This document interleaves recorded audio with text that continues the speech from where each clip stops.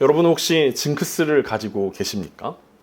어떤 일을 하기 전에 무조건 피해야 한다던가 아니면 반대로 무조건 해야 하는 루틴 같은 것들을 우리는 징크스라고 부릅니다. 경기를 많이 하는 운동선수들에게는 주로 이런 징크스들이 많이 있다라고 이야기합니다. 특정 색깔의 속옷을 입어야만 한다든지, 아니면 식사로 먹는 음식이 제한되어 있다든지, 아니면 심지어 차에서 내릴 때 왼발을 먼저 내리냐, 오른발을 먼저 내리냐, 뭐 주차 자리를 바깥으로 하냐, 안으로 하냐, 뭐 이런 것들이 징크스로 달려 있다라고 이야기합니다. 그래서 그것이 승리를 가져다 주면 그 징크스는 계속 이어지는 거고, 그렇게 했는데도 불구하고 승리를 하지 못하면 과감히 새로운 징크스가 생기게 된다라는 이야기들을 들은 적이 있습니다. 이렇게 운동선수들은 승패에 민감하기 때문에 어떻게 하면 내가 승리할 수 있을까를 고민하면서 이런 루틴들을 하면은 내가 승리할 수 있어. 그리고 이렇게 하면은 내가 패배를 해. 라는 것들이 경험적으로 그들의 삶 가운데 들어왔기 때문에 그것을 그들은 징크스라는 이름으로 부르기도 합니다. 이런 운동선수들만큼이나 뱃사람들에게도 징크스가 많이 있습니다. 뱃머리 장식을 잘못 건드리면 불운이 온다든지, 배 위에서는 폭풍이나 죽음, 파도에 삼키다, 조난 이런 단어를 이야기하면 실제로 그대로 이루어진다라고 믿고 있던지, 아니면 배에 여성이 탑승하거나 까마귀가 울기 시작하면 불운이 찾아온다라고 믿기도 합니다. 심지어 그들은 금요일 날은 불길한 날이기 때문에 절대로 출항해서는 안 된다라는 믿음이 있었고, 배에서 빵을 먹을 때도 부스러기를 흘리면 저주를 받는다라는 그런 징크스들이 있었다라고 이야기합니다. 수많은 징크스들 가운데 휘파람을 불어서도 안 되고 선장이 먼저 타면 행운이 도망간다라는 그런 징크스들도 있다라고 이야기합니다. 사실은 징크스라고 이야기하지만 그냥 쉬운 말로 미신이라고 이야기할 수 있을 것입니다. 그냥 그들이 믿고 있는 바입니다. 특별히 이렇게 하면 안전할 거야 라는 믿음, 이렇게 하면 조금 더 안전하게 돌아올 수 있을 거야 라는 그들의 믿음을 담아서 그들은 징크스를 만들어냈고, 사람들의 입을 통해서 이것이 진짜인 것처럼 사람들의 마음 가운데 절대로 하지 말아야 되는 일들, 그리고 해야 되는 일들을 나누기도 한다라는 것입니다. 이렇게 항해자들은, 특별히 바울 당시에 이 뱃사람들은 징크스를 피하며 살았습니다. 그런데 바울은 하나님을 신뢰하며 살았던 것들을 볼 수 있습니다. 미신을 믿는다라는 것은 우리의 마음을 불안하게 만들지만, 하나님을 믿는다라는 것은 우리의 마음 가운데 평안함을 주는 것이라고 우리는 이해할 수 있을 것입니다. 왜냐하면 하나님 안에서는 자연도, 바람도, 폭풍도 징크스가 아니라 하나님의 도구가 되기 때문에 그렇습니다. 하나님은 이 징크스를 피하면 네가 복을 얻을 수 있어, 네가 뭔가를 잘하면, 뭔가 준비가 되면 너는 복을 누릴 수 있어 라고 이야기하지 않습니다. 그런 것들은 세상 사람들이 살아가는 미신을 믿는 사람들의 사는 방식이지, 하나님을 믿는 사람들에게는 그런 것들이 전혀 문제되지 않는다라고 이야기할 수 있습니다. 왜냐하면 하나님에게는 오로지 직진밖에 없기 때문에 그렇습니다. 지금까지 바울은 계속해서 돌아다니는 인생이었습니다. 폭풍을 만나고 풍랑을 만나고 좌초를 당하고 여러 가지 것들을 보면서 바울은 한 번도 직진한 것 같지 않은데 라고 이야기하는데, 하나님 편에서는 그것이 직진이었다라고 오늘 사도행전에서는 계속해서 우리 가운데 이야기하고 있습니다. 하나님 편에서 봤을 때는 돌아가는 법이 전혀 없다라는 것입니다. 때로 우리가 그 삶 속에서 돌아가는 것처럼 느껴질 수 있지만, 그 돌아가는 것처럼 보이는 모든 순간에도 하나님은 일하고 계시고, 그래서 하나님에게는 직진일 수밖에 없다라는 이야기를 우리는 함께 나누고 있습니다. 누가는 계속해서 이 징크스를 피해서 하나님을 신뢰하면서 바울과 그들이 어떻게 여정을 진행하고 있는지 우리 가운데 항해일지를 계속해서 보여주고 있습니다. 그리고 놀랍게도 오늘 그 항해일지의 마지막 부분입니다. 항해가 이제 드디어 마치는 때입니다. 그리고 항해를 마치면서 하나님 놀라운 방법으로 바울과 이 함께 동행했던 사람들을 위로하는 장면을 우리가 보게 됩니다. 하나님은 어떤 방법으로 그들을 위로했는지 오늘 본문을 통해서 함께 살펴봤으면 좋겠습니다. 오늘 본문 11절입니다. 석 달 후에 우리가 그 섬에서 겨울을 난 알렉산드리아 배를 타고 떠나니 그 배의 머리 장식은 디오스구로라.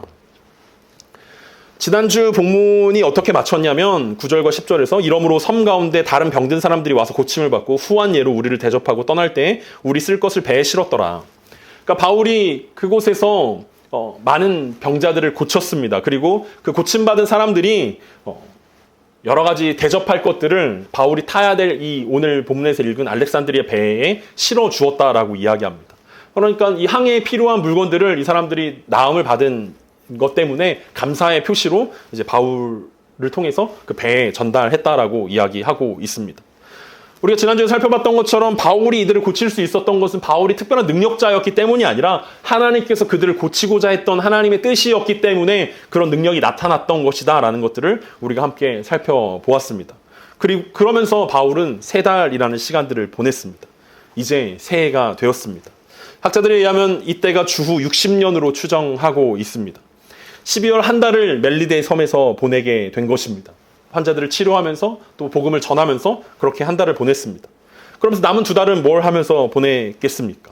지금 딱 우리가 지금 처해 있는 이 12월 아니겠습니까? 그리고 남은 이제 1, 2월이라고 생각할 수 있는데 아마 바울도 우리처럼 기도하면서 새해를 계획하지 않았겠습니까?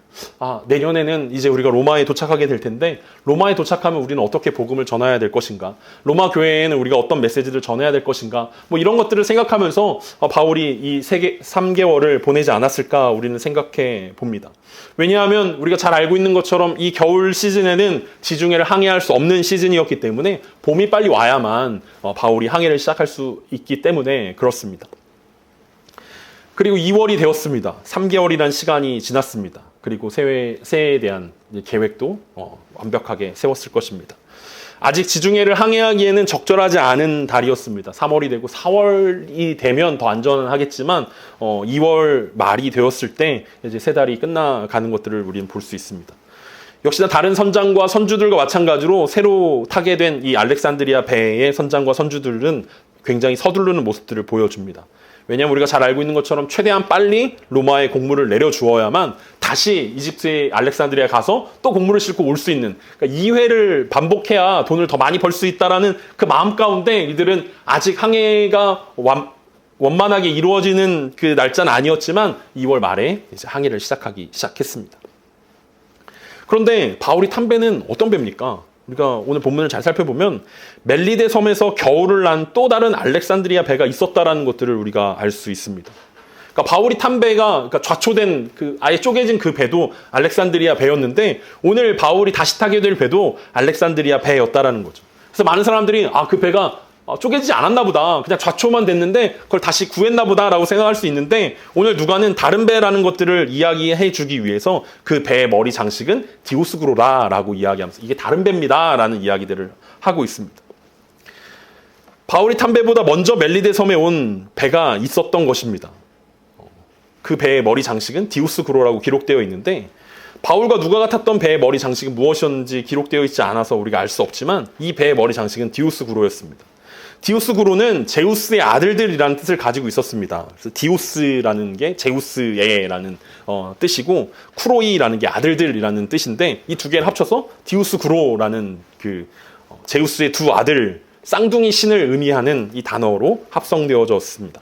그래서 제우스의 두 아들이 있었는데 카스트로와 플룩스라는 쌍둥이 형제가 있었는데 이게 디오스그로라는 쌍둥이 신으로 많은 사람들에게 장식되어졌고 그리고 그게 배 머리를 장식하는 장식품으로 유행했다라고 이야기합니다.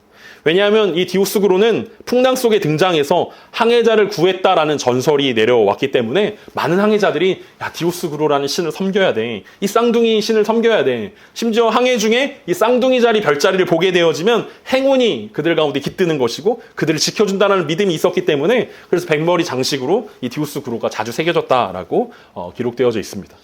그래서 항해자의 신 그리고 전쟁의 신 그리고 여행의 수호신으로 디오스그로가 불려졌다라고 이야기됩니다. 근데 놀랍게도 하나님은 이 디오스그로가 새겨져 있는 이 이방신의 형상을 본딴 이 배가 멜리데 섬에 바울보다 먼저 도착해서 기다리고 있었다라는 것을 우리 가운데 보여주고 있습니다. 그러니까 우리 머릿속에는 멜리데 섬 하면 약간 무인도 그리고 막 추장, 보블리오라는 추장 뭐 이런 것들을 생각하는데 사실은 그 멜리데 섬에는 다른 배가 먼저 와 있었고 많은 사람들이 그곳에서 겨울을 나고 있었다라는 것들을 의미하고 있습니다.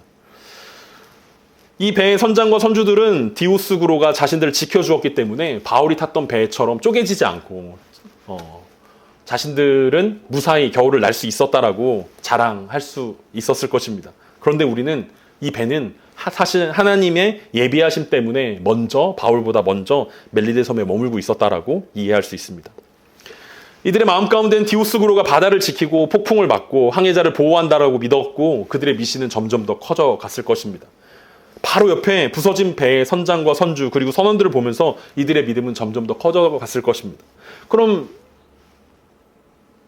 바울과 함께 탔던 선장과 선주들과 그 선원들의 마음은 어떠했겠습니까? 다음번 배에는 디오스구로를 새겨야겠다. 그들이 나를 지켜주는 거예요.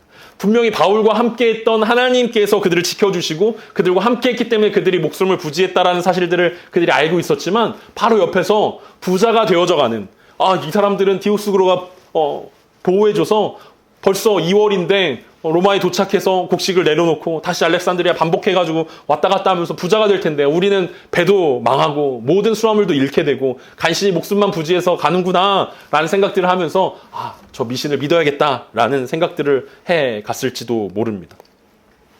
이 서글픈 사연들을 가지고 배는 출항하게 되었습니다. 그러면서 12절과 13절에 누가는 이렇게 여정을 기록하고 있습니다. 수라구사에 대고 사흘을 있다가 거기서 둘러가서 레기온에 이르러 하루를 지낸 후 남풍이 일어나므로 이튿날 보디올에 이르러. 이 멜리데 섬을 출발한 배는 수라구사에서 3일을 머물게 되었습니다. 이 수라구사라는 섬은 멜리데 섬 바로 위에 위치한 시칠리아 섬의 가장 큰 도시였습니다. 우리가 지도에서 봤던 것처럼 지중해에서 가장 큰 섬이 시칠리아 섬, 이탈리아 반도 바로 옆에 있는 약간 축구공처럼 생긴 그 섬인데 그 섬에 있는 가장 큰 도시가 수라구사였습니다. 수라구사에는 멜리데 섬에 위치한 가장 번성한 도시였기 때문에 그곳에는 대형 극장과 아폴로 신전이 있었고 아폴로 신은 여행자들에게 빛과 예언의 신이라고 불리었기 때문에 뱃사람들에게는 꽤 중요한 신이라고 불렸습니다. 아마 3일 동안 그들은 그 극장에서 즐거움을 누리기도 했고 또 아폴로 신에게 제물을 바치면서 남은 항해가 무사히 끝나기를 기대했을 것입니다. 그러니까 굳이 이들이 수라구사에 들렸던 이유는 어쩌면 이들이 다른 아폴로 신에게 제사를 드리고 싶다라는 생각 때문이었을지도 모르겠다라고 우리가 추측해 볼 수 있습니다. 아니면 풍랑 때문에 어쩔 수 없이 들어갔을 수도 있습니다. 중요한 것은 그들이 3일 동안 머물면서 뭘 했을까를 생각해보면 그들은 유흥과 향락과 또 이방신에게 제사하는 그것이 그들 가운데 어떤 미신으로 어떤 징크스로 그들 가운데 작동했을 것이다 라고 우리가 추측해 볼 수 있습니다. 수라구사에서 3일을 머물다가 둘러가서 건너편 레기온에 이르렀습니다. 드디어 이탈리아 반도의 레기온이라는 곳에 도착했습니다. 여러분 이탈리아 반도의 지도를 여러분 보면 생각나시겠지만 다리와 발의 형태를 하고 있지 않습니까? 이탈리아 반도가 그러니까 장화 신은 것처럼 구두 신은 것처럼 이렇게 모양을 하고 있지 않습니까? 레기온은 이탈리아를 다리와 발 모양으로 보자면 엄지발가락 위에 있는 약간 엄지 발톱 같은 그 위치에 해 있는 그 항구였는데 로마에 가려면 무조건 들러야 하는 항구였습니다. 거기는 앞에서 아까 이야기했던 시칠리아 섬과 로마 이탈리아 반도 사이에 메시나 해협이라고 부르는 해협이 매우 빠르고 바람 방향에 따라 항해가 가능할 때와 불가능할 때가 명확하게 구별되어지는 그런 해협 구간이었기 때문에 반드시 여기서 레기온에서 멈춰서 바람의 때를 기다려야 하는 곳이었습니다. 거기서 하루를 지냈습니다. 거기에는 유명한 신이 헤라 신이었습니다. 신들의 여왕이라고 불리는 헤라 여신을 아마 숭배하면서 남풍이 불기를 기다렸을 것입니다. 그리고 놀랍게도 그들이 하루 만에 남풍이 불어왔다라고 기록되어 있습니다. 그리고 그 남풍이 얼마나 순풍이었는지 300km가 넘는 거리를 이틀 만에 달리게 되었습니다. 그래서 드디어 보디올에 이르렀습니다. 보디올은 로마의 주요 수송항으로서 곡물을 싣고 내리기에 아주 적합한 곳이었습니다. 로마 근처에도 항구가 있긴 했지만 그곳은 너무 복잡했기 때문에 보디올에서 육로로 이동하는 편이 더 선호되었다라고 알려져 있습니다. 이제 5일 길을 걸으면 로마에 도착하게 됩니다. 그런데 보디올에서 뜻밖의 그리스도를 믿는 형제들을 만나서 일주일을 머물게 됩니다. 그러면서 하나님께서 바울을 이렇게 위로하십니다. 오늘 본문 14절과 15절입니다. 거기서 형제들을 만나 그들의 청함을 받아 이레를 함께 머무니라. 그래서 우리는 이와 같이 로마로 가니라. 그곳 형제들이 우리 소식을 듣고 아비오 광장과 트레이스 타베르네까지 맞으러 오니 바울이 그들을 보고 하나님께 감사하고 담대한 마음을 얻으니라. 로마도 아닌 어디였다고 그랬죠? 보디올이라는 곳이었다라고 이야기합니다. 보디올에서 믿음의 형제들을 만나게 되었습니다. 그들은 난생 처음 보는 바울 일행을 초청하였습니다. 백부장은 아마 이 보디올에서 호송한 죄수들 때문에 서류 작업을 해야만 했을 것이다라고 학자들은 예상하고 있습니다. 그리고 또한 이 체류 비용이 계속 늘어나기 때문에 백부장으로서는 이 사람들이 초대를 받고 또 바울 일행뿐만 아니라 죄수들과 남은 군인들에게도 호의를 베풀었을 것이다라고 추측을 하면서 아마 체류비를 줄이는데 부담이 덜게 되었기 때문에 일주일이라는 시간을 허락하지 않았을까라고 예상합니다. 어쨌든 바울 일행에게 일주일의 휴가가 주어졌습니다. 긴 항해에 풍랑 가운데 지쳐있는 바울을 하나님께서 믿음의 형제들을 통해서 위로해 주셨습니다. 그럼 일주일 동안 바울이 그곳에서 그 형제들과 무엇을 했겠습니까? 누가는 이 장면에서 우리는 이와 같이 로마에 가니라 라고 선언합니다. 아직 로마까지는 209km나 남아 있어서 빠른 걸음으로 가도 5일이나 더 가야 하지만 이미 로마는 아니지만 보디올에 있는 믿음의 형제들을 만났던 것이 누가가 보기에는 이미 로마에 도착한 것이나 마찬가지다라고 생각했습니다. 이제 풍랑이라는 위협에서 벗어났기 때문에 이렇게 선언적으로 고백하고 있는 것입니다. 어쩌면 누가가 고백하고 있는 것은 이와 같이 로마에 도착하니라, 로마로 가니라 라고 이야기했던 이유는 이와 같이라는 이 모습 가운데 바울과 함께 동역했던, 바울을 맞아주었던 이 보디올의 형제들을 만났던 것, 이것이 바울이 로마에 도착하는 방법이었다라는 고백일 수도 있고, 아니면 지금까지 바울의 모든 여정들을 돌아보면서 고난과 환난과 역경을 통해서 우리는 이렇게 힘겹게 로마에 도착했습니다 라는 고백일 수도 있을 것입니다. 그러면서 바울과 일주일 동안 보디올의 형제들은 여러 가지 말씀들을 나눴을 것입니다. 아니 어떻게 이 보디올까지 믿음의 형제들이 남아 있을 수 있습니까? 왜냐하면 우리가 잘 알고 있는 것처럼 몇 년 전에 로마에서는 유대인 추방령이 내려졌습니다.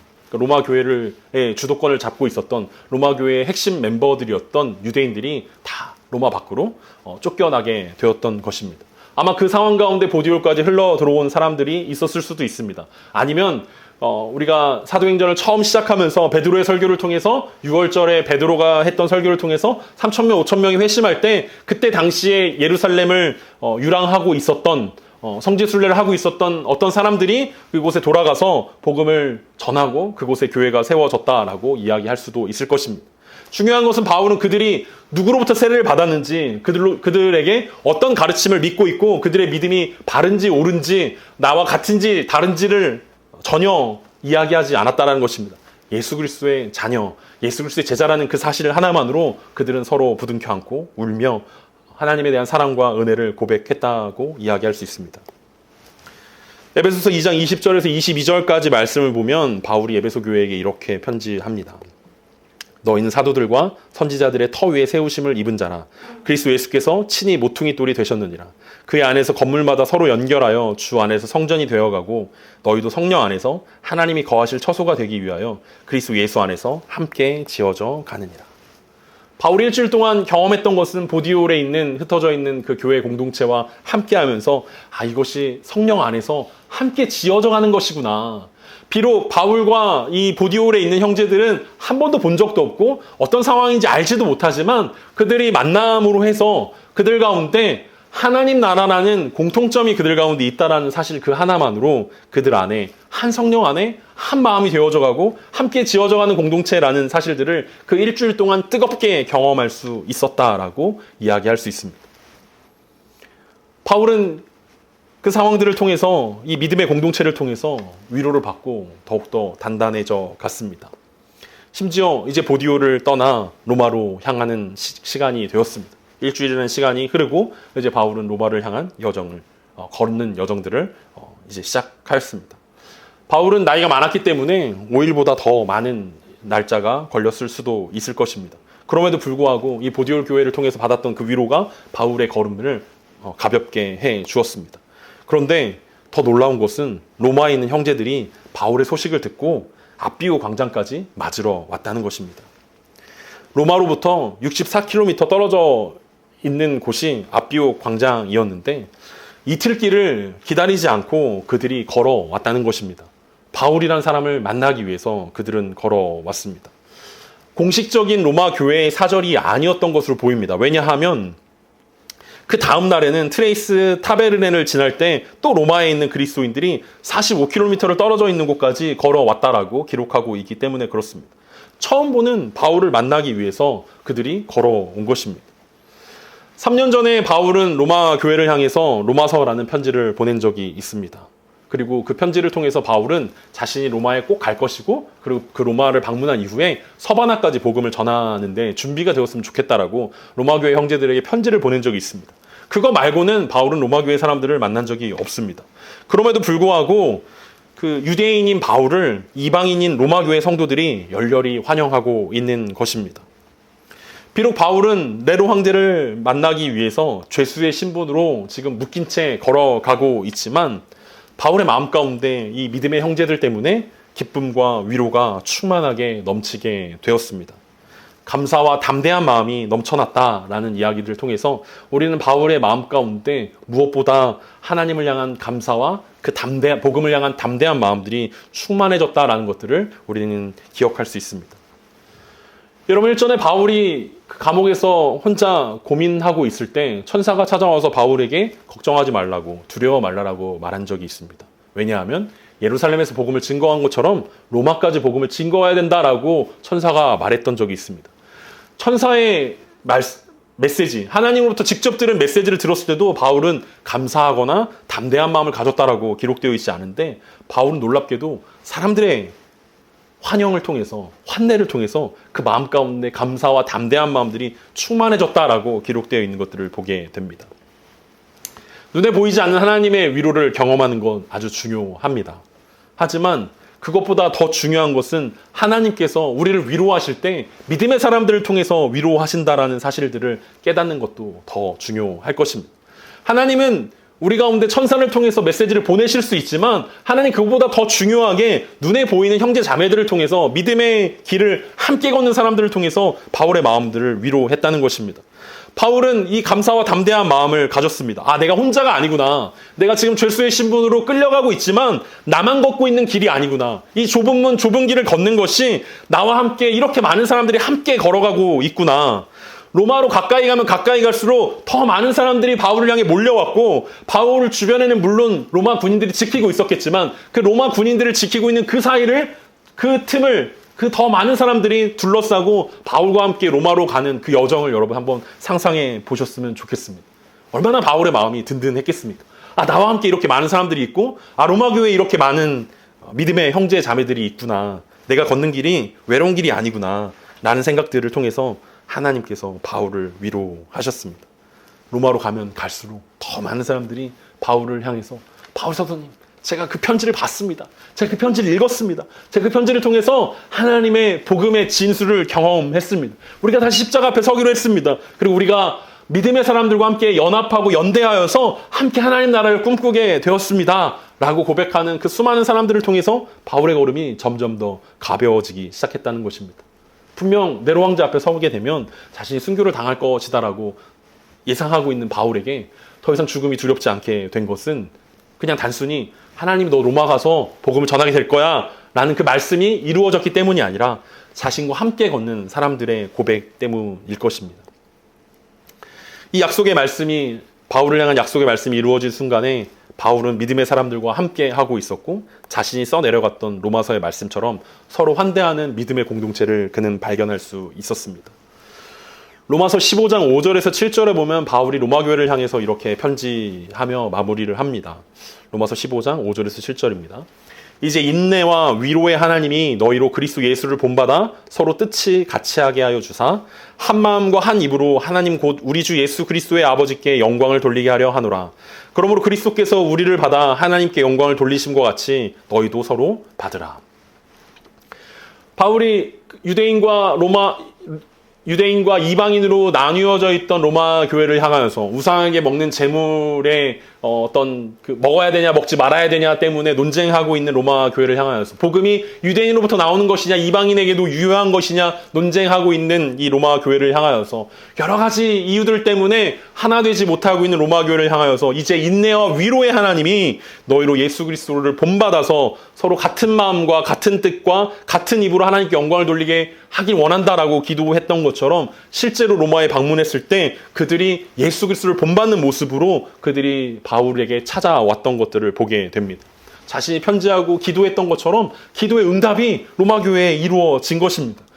로마 교회라고 이야기했을 때 우리는 로마에 큰 교회가 있었다는 것으로 착각할 수 있는데 로마 교회는 큰 교회가 아니라 가정 쪼개져 있는 작은 공동체들이었습니다. 서로 믿는 것이, 서로 추구하는 것이 서로 다를 수밖에 없는, 서로 생각하는 가치관들이 다를 수밖에 없는, 오늘날로 이야기하면 통합이냐 합동이냐 감리교냐 성결교냐 이렇게 이야기하는 것처럼 공동체마다 서로 추구하는 것이 다르고 말씀을 해석하는 것이 다를 수밖에 없는 그런 공동체의 교회 사람들이 함께 모였지만 그들은 바울의 권면과 기도처럼 그리스도께서 우리를 받아 하나님께 영광을 돌리신 것 같이 너희도 서로 받으라라는 이 말씀을 그대로 받았습니다.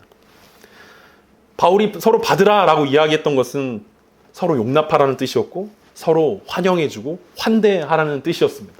근데 그 바울이 이제 로마에 도착하기 직전이 되었을 때 그들은 기다리지 않았습니다. 우리가 바울 사도를 환대하자, 환영하자. 그리스도께서 우리를 받아주었던 것처럼 우리도 나가서 받아주자.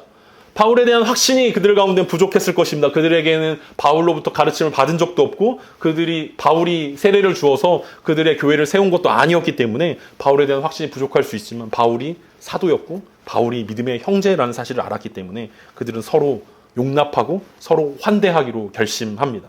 그래서 그냥 가만히 있어도 바울이 올 텐데 그들은 그 걸음을 먼저 걸어갑니다. 하루라도 더 빨리 바울 사도를 만나자. 그리고 바울의 걸음이 단순히 죄수의 신분으로 로마에 오는 것이 아니라 예수 그리스도께서 예루살렘 성에 왕으로 입성하셨던 것처럼 바울도 하나님 나라의 대사로서 아름답게 로마에 들어올 수 있도록 그들의 환영 인파가 점점 더 많아지기 시작했던 것들을 우리는 보게 됩니다. 지난주 목요일이었죠? 첫눈이 왔습니다. 제가 여러분들에게 첫눈이 옵니다 라고 행복한 문자를 보냈는데 그러고 나자마자 차가 밀리기 시작했습니다. 2시간이 걸렸는데도 이 내방역에서 남성역까지밖에 오지 못했습니다. 저는 숭실대에서 이 성탄절 연합예배 회의를 이제 두 분의 목사님과 같이 하기로 했는데 계속 시간이 늦어지는 것입니다. 마음이 조급해지기 시작했습니다. 먼저 식사를 하고 계시면 좋겠습니다. 먼저 회의를 하고 계셨으면 좋겠습니다. 제가 여러 번 했는데 계속 기다리겠다라고 연락이 와가지고 마음이 점점 더 불편해졌는데 급기야 이제 총신대를 넘어오는 그 언덕에서 이제 모든 차가 멈춰버렸습니다. 눈이 너무 많이 와서 언덕을 올라갈 수가 없는 상황이 되었습니다. 그런데 그때 그 두 분의 목사님이 눈을 막 맞고 저를 구해주러 오셨습니다. 차를 아무래도 밀어줘야 되겠다고, 차가 못 올라오는 것 같으니까 밀어줘야겠다라고 이게 오셔가지고 환영해주는 모습을 보면서 오늘 그 바울이 얼마나 기뻤을까라는 생각들을 하게 되었습니다. 그 두 분이 눈을 막 감고 모자 위에 눈이 막 쌓인 채로 저를 만나러 왔는데 너무 반갑고 너무 기쁘더라고요. 마치 예수님을 보는 듯한 그런 모습들을 보면서 그래서 제가 올라가지 말고 그냥 차를 돌려가지고 남성에 가서 이제 같이 식사를 하면서 교제하고 회의를 하면서 성탄절 연합예배를 이렇게 준비했으면 좋겠습니다라는 회의를 하면서 이게 환대구나, 이게 환영이구나. 그 두 분 목사님이 섬기고 있는 교회와 우리 교회는 교단도 다르고 어떤 생각하는 것도 다르고 나이도 다르고 다 다르지만 우리가 연합한다라는 것이 우리가 하나님 나라에서 하나가 된다라는 것이 이런 것이구나. 내가 누군가를 환대하고 누군가의 위로를 받는다는 것이 이런 것이라면 우리도 그렇게 위로하고 우리도 그렇게 받아주는 것들이 필요하겠구나. 그게 예수님을 닮아가는 모습이겠구나 라는 생각들을 한 적이 있습니다. 혹시 여러분들은 누군가를 받아준 경험이 있습니까? 환대하고 환영해본 경험이 있습니까? 우리가 누군가를 환대하고 환영하고 교제하고 우리가 위로하기 위해서는 혹시 우리 가운데 너무 조건이 많이 필요한 것은 아닙니까? 나와 교단이 같은가? 나와 나이가 같은가? 나와 성별이 같은가? 나와 성격이 맞는가? 나와 생활 수준이 비슷한가? 우리는 여러 가지 조건들을 갖춰놓고 그 카테고리 안에 들어와야만 우리는 위로할 수 있고 그들과 함께 할 수 있다라고, 연대할 수 있다라고 생각하지만 예수 그리스도를 닮아간다는 것은 내가 낮아지고 겸손해지고 내가 열린 마음으로 그 누군가를 예수 그리스도가 우리를 받아주셨던 것처럼 받아준다라는 사실들을 우리가 기억해야 할 것입니다. 바울이 그들을 위로한 게 아니라 그들이 바울을 위로했다라는 사실들을 생각해 본다면 우리는 여전히 부족하고 연약하지만 우리도 누군가의 위로가 될 수 있습니다. 우리도 누군가를 위로하고 세워주고 담대하게 하고 감사하게 할 수 있는 하나님의 영광이 될 수 있다는 사실들을 기억할 수 있었으면 좋겠습니다. 그리고 그것이 우리 공동체가 해야 될 역할이라는 사실들을 기억했으면 좋겠습니다. 우리가 섬기고 우리가 위로해야 될 수많은 사람들이 있습니다.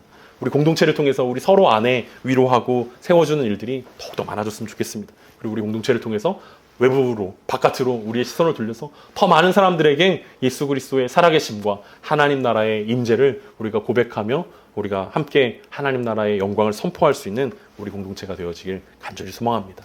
연말입니다. 우리의 마음이 바쁘고 분주하지만 우리가 누군가를 향해 위로자가 되어질 수 있기를 기대하면서 인내와 위로의 하나님이 우리 마음 가운데 있다면 우리도 누군가를 향해 인내할 수 있고 위로할 수 있다라는 이 단순한 진리들을 살아내는 저와 여러분이 됐으면 좋겠습니다. 바울이 위로를 받을 수 있었던 이유는 이 바울의 지식을 인정하는 사람들이 모인 것이 아니라 이 바울의 지식, 바울이 전했던 이 지식을 함께 동참하는, 함께 살아가는 사람들이었기 때문에 가능했다는 사실들을 기억한다면 우리가 복음을 인정하는 것으로 끝나는 것이 아니라 복음을 살아내는 저와 여러분 되기를 간절히 소망합니다.